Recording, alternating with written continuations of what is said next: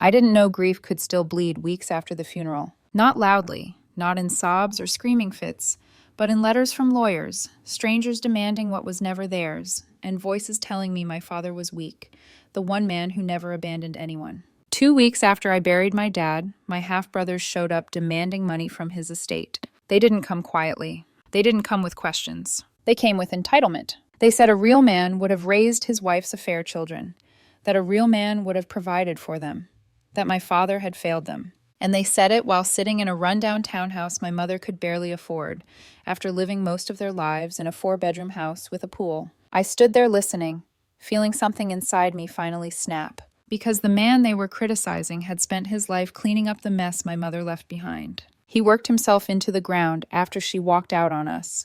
He raised me alone while she raised someone else's children. He slept above a dry cleaner while she hosted pool parties. And now, after he was gone, they wanted his money. They wanted to rewrite history. They wanted me to stay quiet. I didn't. I told them exactly who they were, exactly what my mother had done, exactly why my father owed them nothing. That night detonated everything. My phone exploded with calls. Family members I hadn't heard from in years suddenly had opinions. My mother started posting vague messages online about betrayal and ungrateful children. And the truth, every lie she'd told for decades, began collapsing in on her. I thought confronting them would be the end. It wasn't. It was the beginning of watching an entire family unravel under the weight of secrets that could no longer survive daylight. This is the story of what happened after my father died, of the woman who abandoned me, of the sons she chose over her own child, of the lies that followed us for 30 years, and of the moment I finally stopped carrying guilt that was never mine to begin with. I'm Elena Carter, and when all of this happened, I was 32. I worked a steady office job, nothing glamorous, but stable, the kind of stability my father had built for me with his bare hands, brick by brick, after my mother walked away and left him standing in the wreckage. People who didn't know our history used to look at me and assume I'd had a normal upbringing, that I'd had 2 parents at school events, that I'd had family dinners where everyone showed up. They were wrong. My parents married young. Dad was 23, Mom was 21. Dad's name was Richard Carter, and he was the kind of man who carried his responsibilities like they were sacred. He worked in the accounting department of a manufacturing firm. He didn't talk much about romance, but when he described Mom, his voice always softened, like he was remembering something he still couldn't fully forgive himself for believing. She was the most beautiful woman I'd ever seen, he told me once, years later, like the truth of it embarrassed him. Mom, Melissa, worked reception in the same building. A company event brought them into the same room, and apparently that was all it took. They dated for 8 months, fast and intense, then got married at the courthouse. Dad didn't have his parents there. He'd lost them in college, so the wedding was mostly Mom's side of the family. They posed for photos in front of gray courthouse steps, my father smiling like a man who believed he'd finally found his place in the world. For the first 5 years, from what I remember and what Dad later admitted, things looked normal. We lived in a 2-bedroom house on Creek Street. It wasn't fancy, but it was warm. Dad worked long hours, but he always came home for dinner. Mom stayed home after I was born, and she treated the house like her stage. Everything polished, everything perfect. She made meals that looked like they belonged in magazines. Roasts, baked casseroles, homemade bread. Dad would eat like he was grateful just to be allowed to sit at the table. After dinner, even when he was exhausted, he'd take me outside. We'd play in the backyard until the sky turned dark. I can still remember the sound of his laughter when I tried to race him with my tiny legs, and he would let me win, dramatically falling onto the grass like I'd defeated him. On weekends, we went to the park, or we drove 30 minutes to visit my maternal grandparents. They loved to present us like a perfect family. Melissa with her neat hair and bright smile, Richard with his polite nods, me dressed like a doll. And maybe that's why what came next felt so confusing when I was a kid. Because the shift didn't happen with a single explosion. It happened like a slow door opening into a cold room. Mom started going out more in the evenings. She said she'd joined a book club. She'd put on perfume and lipstick like it was an event, not just a meeting to discuss novels. She'd leave without kissing my forehead, without telling Dad when she'd be back. I didn't understand then why Dad's eyes started following her to the door like he was bracing for impact. I didn't understand why his shoulders tensed when the phone rang. or why, sometimes, he would sit silently at the kitchen table long after dinner, staring at nothing, his hands wrapped around a mug that had gone cold. Even as a child, I could feel it. Something changing in the air of our home. Something invisible but heavy. The kind of heaviness that makes a kid start being good without knowing why. Makes you clean your room faster, speak softer, laugh quieter. Like you believe you can keep the world from cracking if you just behave perfectly. I didn't know then that my mother wasn't joining a book club. She was building a new life behind our backs. And my father, my quiet, loyal father, was about to discover that the woman he married at that courthouse had already decided she didn't want the life she'd promised him. Not with a man like Richard Carter. Not with a little boy like me. And when the truth finally came, it didn't just break our family. It rewrote my entire childhood in one afternoon. I didn't know it at the time, but the day everything truly began to unravel was the day my father stopped pretending. I came home from school on a Tuesday afternoon feeling feverish and exhausted. My backpack felt heavier than usual, my head pounding in that dull, underwater way that meant I was getting sick. The house was quiet. Too quiet for that time of day. No clatter of pots, no music playing from the kitchen radio like there usually was. Dad was sitting at the kitchen table, not reading, not working, just sitting there. Papers were spread out in front of him like debris after a storm. Receipts, printed photos, typed pages clipped together. His hands were folded, knuckles white, as if he was afraid they might start shaking if he let go. He looked up when he heard me. Not angry, not sad. Empty. That was the first time I remember seeing my father look hollow. "Go lie down," he said gently. "You don't look well." I wanted to ask what was wrong. I didn't. Something in his voice told me not to. Mom wasn't home. She hadn't been home a lot lately. At dinner time, she'd started saying things like, "I'm running late," or "Don't wait up." She'd leave before sunset and come back after I was asleep. When I asked where she went, she smiled too quickly and said the same word every time, book club, like repetition would make it real. Dad had found the receipts in her car. Restaurants he'd never taken her to. Hotels in parts of town we had no reason to be in. Dates and times that didn't line up with anything he recognized. At first, he tried to convince himself there was an explanation. Then he hired someone. I didn't know that until later, that my father, the man who hated confrontation, had reached a point where he needed proof just to trust his own reality. The papers on the table weren't guesses. They were evidence. Photographs of my mother with another man, laughing, touching his arm, kissing him in a parking lot. His name was Devin. He worked at a different company. They'd met through a community event, something casual enough that no one would have questioned it at the time. What made it worse was that Devin wasn't single. He had a wife and 2 little boys, and my mother was pregnant. The timeline didn't lie. Dad and Mom hadn't been together like that in months. Not really. Not in any way that could explain what those medical records confirmed. I lay in my room pretending to sleep when Mom finally came home that evening. I remember the sound of the door opening, her heels clicking across the floor like nothing had changed, like she hadn't detonated our lives. Dad didn't raise his voice. He never did. He showed her the papers, the photos, the report. She didn't deny any of it. She didn't cry. She didn't apologize. She asked for a divorce.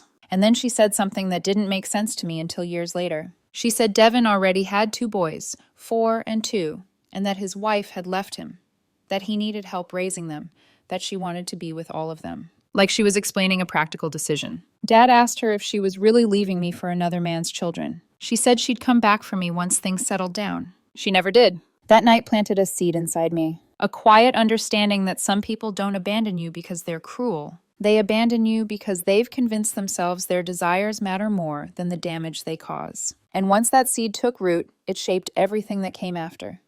The night my mother left didn't end with shouting. It ended with silence so thick it felt physical, like something pressing down on my chest, making it hard to breathe even from the top of the stairs where I sat, hugging my knees, listening to my childhood collapse one sentence at a time. My father asked questions slowly, carefully, as if he was afraid that moving too fast would shatter something fragile. "How long?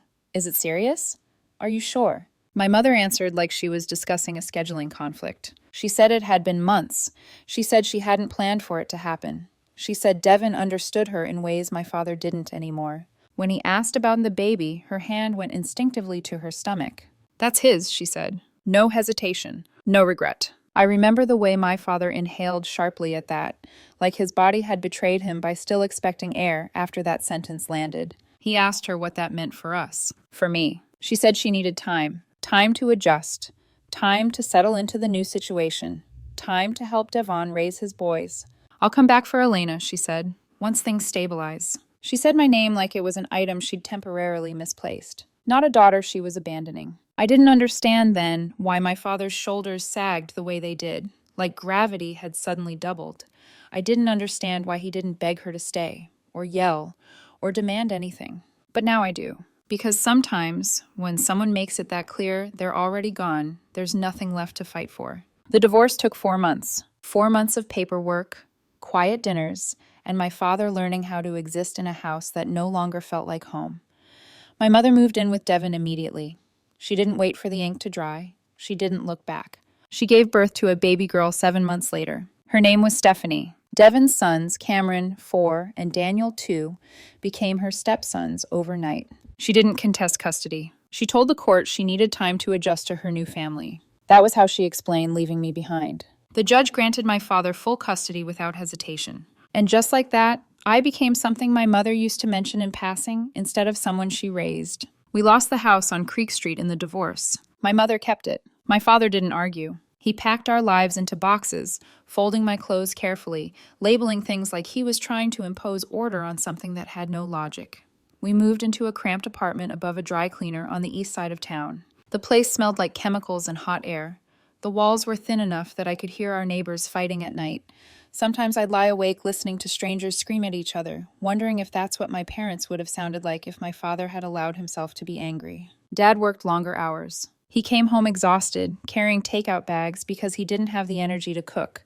But he always sat with me while I ate, always asked about school, always listened like my answers mattered. He never said a bad word about my mother. When I asked why she didn't visit, he said she was busy. When I asked if she missed me, he said of course she did. He lied to protect me. I saw my mother twice a year, if that. She'd show up on my birthday sometimes with a generic card and a gift that was always wrong for my age.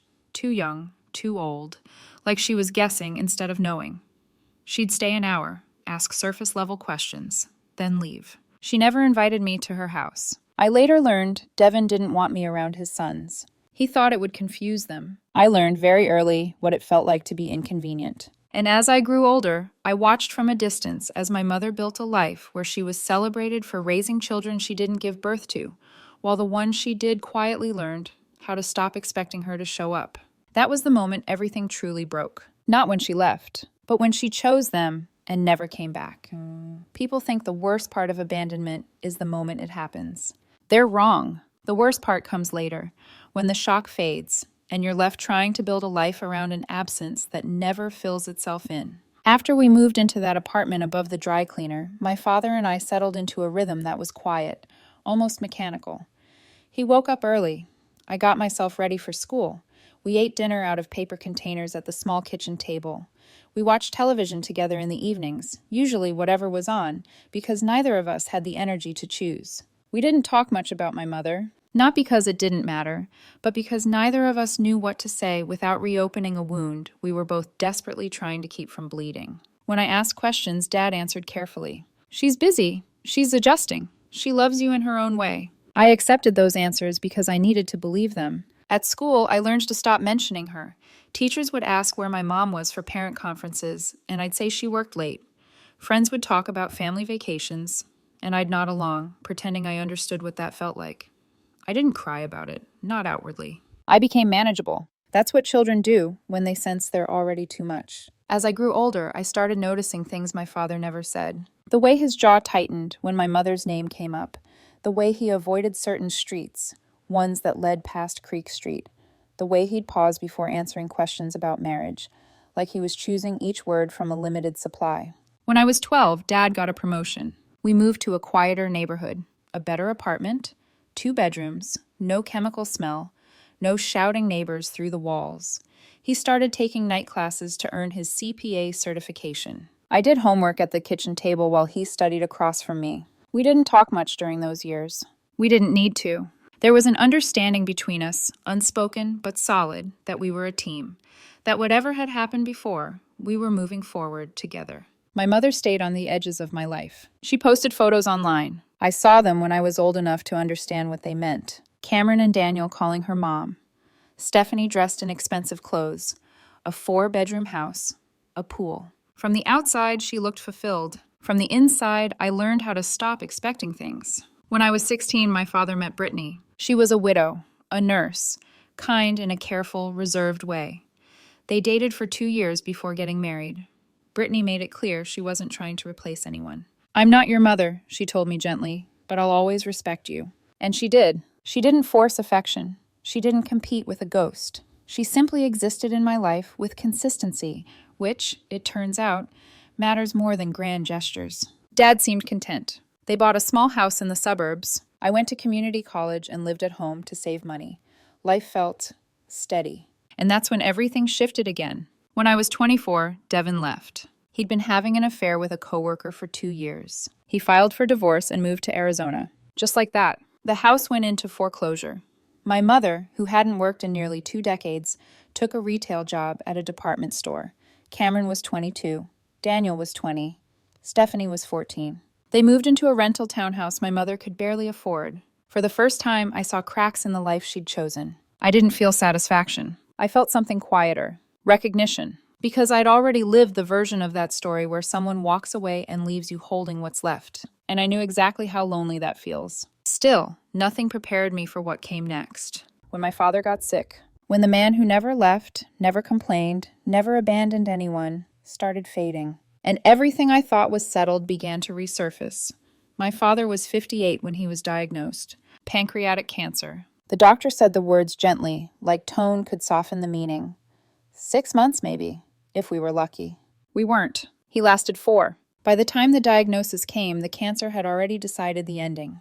Everything after that felt like borrowed time. Every conversation, every shared meal, every quiet evening, sitting side by side without needing to speak. Brittany took care of him at home for as long as she could. She was calm, steady, methodical, a nurse to her core. When things became too much, when the pain couldn't be managed, when his body started losing the fight faster than his mind, we moved him to hospice. I went every day after work. We watched old westerns he loved. Movies where the good guys were clear and the bad guys got what they deserved. He didn't talk much toward the end, but sometimes he'd squeeze my hand, just once, like he was reminding me he was still there. The day he died, the world didn't stop. It just went quiet. The funeral was small, respectful. People from work, old neighbors, Brittany's colleagues, and then, unexpectedly, my mother. She came with Cameron and Daniel. They stood in the back. I hadn't seen them in years. Cameron was tall now, broad-shouldered, Daniel thinner, restless, his eyes moving constantly. They didn't approach me. They didn't offer condolences. After the service, my mother came up to me, like we were old acquaintances who'd lost touch, not a parent who'd walked away. "We need to talk," she said, "about your father's estate." I stared at her, not because I didn't understand the words, but because I couldn't believe the timing. My father's will was straightforward. He left everything to Brittany and me. The house, his retirement accounts, his life insurance. It wasn't a fortune, around $400,000 total, but it was the result of decades of discipline, sacrifice, and delayed gratification. Brittany and I split it. She got the house and half the money. I got the other half. That should have been the end. It wasn't. 2 weeks after the funeral, I received a letter from a lawyer. My mother was contesting the will. She claimed my father had financially supported Cameron and Daniel for years and had intended to leave them something. It was a lie. A bold one. My attorney assured me it would go nowhere, but we still had to respond. During discovery, we produced bank records, tax filing, everything. There was no evidence because there had never been any money sent. The case was dismissed within 3 months. That's when my mother invited me to her townhouse. She said it was important. I shouldn't have gone. The place was in a run-down complex near the highway. Potholes in the parking lot, paint peeling from the railings. Inside, the living room was cramped, cluttered with mismatched furniture that looked like it had been collected out of necessity, not choice. Cameron and Daniel were already there. They didn't stand when I walked in. Cameron spoke first. He said I was selfish, that my father should have helped raise them, that a real man would have taken care of his wife's children, no matter who their biological father was. Daniel backed him up. He said I didn't know what it was like to struggle, that I'd been spoiled because I had my dad. I looked at my mother. She sat with her arms crossed and said nothing. Something inside me finally gave way. Years of restraint, of politeness, of swallowing anger to keep the peace. I told them the truth, that my father was not their father, that he had never been, that they were the children of my mother's affair partner, that every dollar my father earned went to raising me after my mother left us for Devin and his sons. I told them they hadn't struggled. They'd lived in a big house with a pool while my father and I lived above a dry cleaner. Cameron stood up furious. He called me a liar. He said my mother had told them my father wanted to be involved, but that I had stopped it. Daniel didn't speak. He just stared at the floor, his face drained of color. That was when my mother finally spoke. She said I was cruel, that I was dishonoring my father's memory, that he would be ashamed of me. I didn't argue. I just left. The next day, my phone exploded. Aunts, cousins, grandparents I hadn't heard from in years. They said I was bitter, that I couldn't let go of the past, that I'd broken Cameron and Daniel's hearts. A few people reached out privately to say they'd suspected my mother had been lying for years, but they wouldn't say it publicly. I blocked most of them, but the messages kept coming. And that was when I realized this wasn't just about money. It was about my mother losing control of the story she'd been telling for decades. And she wasn't done fighting yet. The quiet after confrontation is louder than any argument. Once the calls slowed and the messages turned into long, accusing emails instead of frantic voicemails, I found myself alone with something I hadn't expected: doubt. Not about what I'd said, but about how completely isolated the truth can make you. I'd done everything the right way. I didn't scream. I didn't insult anyone until they forced my hand. I didn't lie. I didn't exaggerate. And yet somehow I was the villain in everyone else's version of events. My mother started posting vague things online. Some people only care about money. Some children forget who gave them life. Betrayal cuts deepest when it comes from family. People who didn't know me, friends of hers, distant relatives, commented with heart emojis and messages about forgiveness and family unity. None of them asked what had actually happened. They didn't want the truth. They wanted comfort. And comfort is easier to sell than accountability. I stopped opening my social media apps. I stopped answering unknown numbers. Even at work, I felt it. This subtle heaviness, like I was carrying something ugly and contagious that no one else could see, but everyone somehow sensed. At night, I replayed the confrontation in my head. Cameron's voice when he called my father weak. Daniel's silence when the lies finally cracked. My mother sitting there, arms crossed, letting her sons attack me without stepping in. I asked myself questions I never thought I would. Should I have handled it differently? Should I have softened the truth? Should I have protected them from the reality my mother created? And then I remembered my father, the way he never complained, the way he worked himself into exhaustion without asking for help, the way he absorbed the consequences of someone else's choices so I wouldn't have to. And I knew. Protecting the truth wasn't cruelty. It was loyalty. Still, the isolation took its toll. Family members stopped inviting me to things. Birthdays, holidays, events I'd already been half forgotten from, but now felt deliberately closed off. I heard through the grapevine that my mother was telling people I was withholding money from her, that my father had meant to leave her something, but I'd hidden documents. None of it was true, but lies travel faster than facts. Brittany called me one evening, her voice tight with controlled anger. She contacted me, she said. She asked for $50,000 for each of them. My stomach dropped. Brittany didn't mince words. She told my mother in writing that my father had updated his will a year before his diagnosis, that his wishes were clear, that if my mother contacted her again, she would pursue legal action. That night, something inside me broke, not loudly, but decisively. I realized my mother wasn't grieving. She was scrambling because the lies she'd used to hold her family together were unraveling one by one, scrambling because people were starting to ask questions she couldn't answer. And she needed someone to blame. That someone was me. I lay awake staring at the ceiling, feeling like a child again. Small, unseen, responsible for problems I hadn't created. For the first time since my father's funeral, I cried. Not because I missed him, though I did, but because I was finally accepting something I'd resisted my entire life. My mother didn't leave because she had no choice. She left because she wanted to. And now she was watching the consequences catch up with her. I didn't know what came next. I only knew I was exhausted and alone, and that whatever happened next, I couldn't keep carrying her guilt on my back. The moment you finally realize the truth doesn't just set you free, it unchains you. It was a week after my mother's latest demand for money that I received an unexpected message. It wasn't from her or Cameron or anyone else in my family. It was from Daniel. For the first time in years, I actually read his message. He asked if I could meet him. I thought about it for a while. My initial reaction was to ignore him. He'd been part of the group who turned against me, part of the family that still clung to my mother's lies. But something in the message made me hesitate. Something in his words seemed different. He said he needed to talk. He said he was sorry for what had happened. He said he'd been doing some thinking, and it had changed everything. I didn't trust him, not completely, but after all these years of silence, I was curious. I agreed to meet him, but only on my terms. No drama, no accusations, just a conversation. Somewhere neutral. We met at a cafe downtown, one I used to visit with friends when I was younger.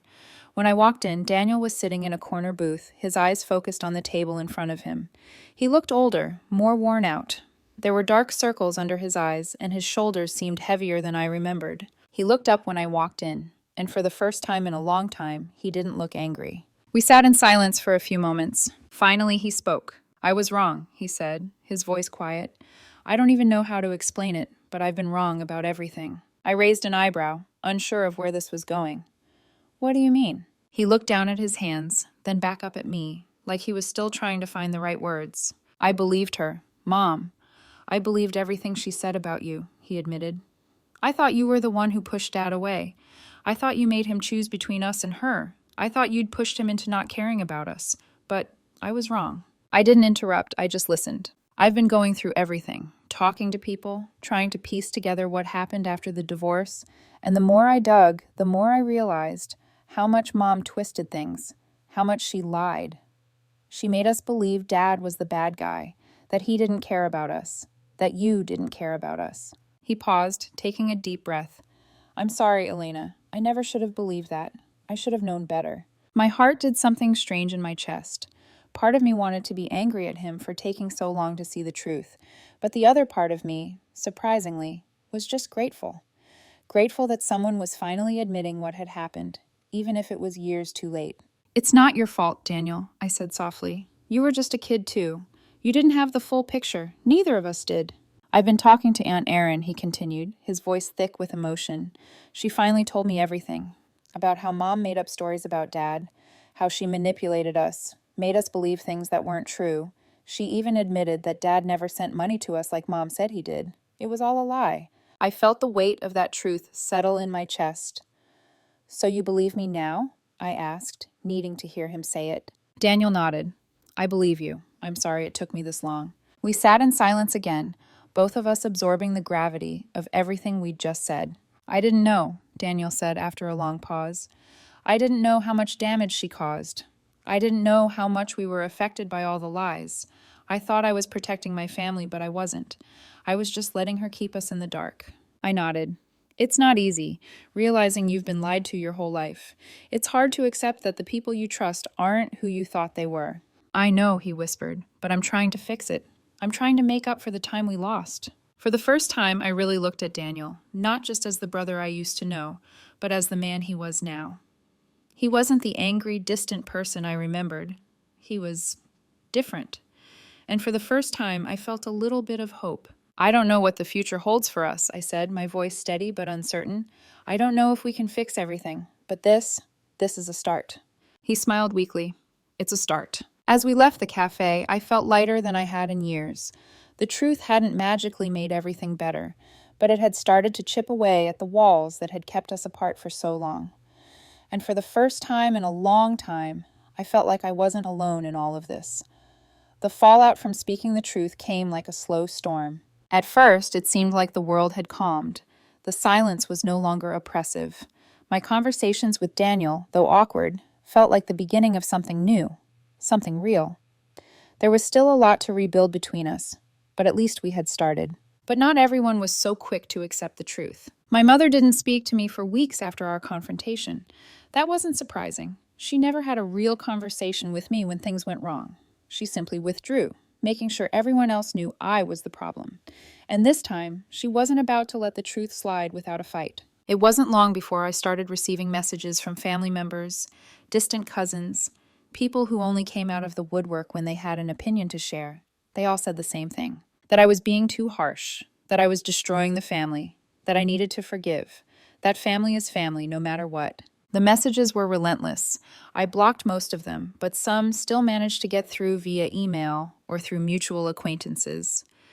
The words cut in the same way. They all echoed my mother's narrative. That I was being bitter, that I should just let things go, that family was supposed to come first, above everything else. I knew they didn't really understand. They didn't know the pain my mother's lies had caused, or the years of neglect that had followed her leaving. They didn't see how my father had quietly carried the burden of raising me alone while she built a new life and pretended the past didn't exist. But it was one phone call that really solidified everything. My mother called me late one evening, her voice unrecognizable from the woman who'd left all those years ago. This wasn't the self-assured, manipulative person I had come to fear.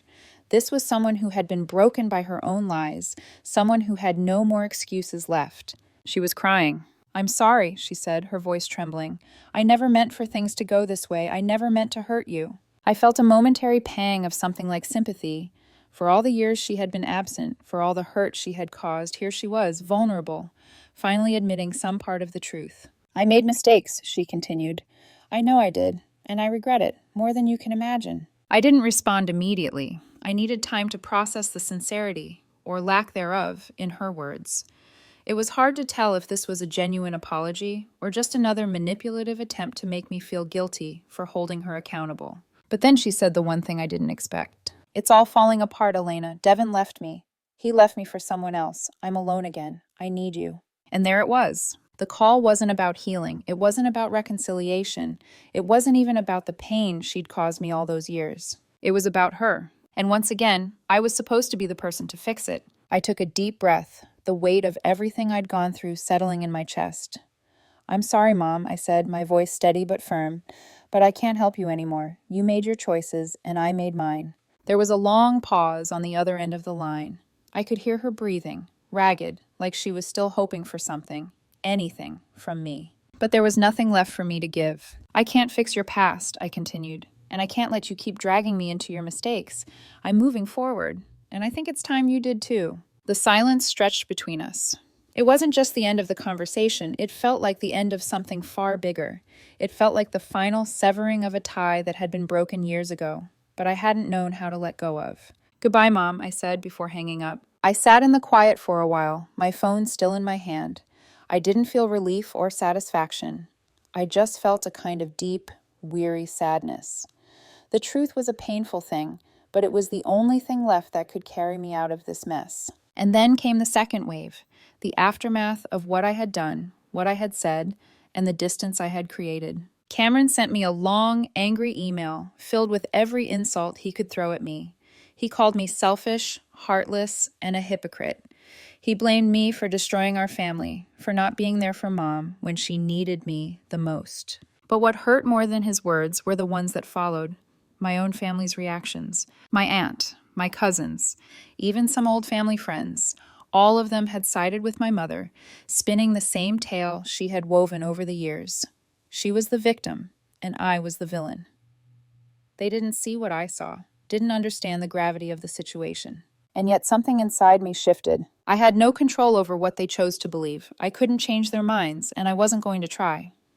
But what I had finally learned was that the truth had a cost, and I was willing to pay it. This wasn't about being liked. This wasn't about being accepted.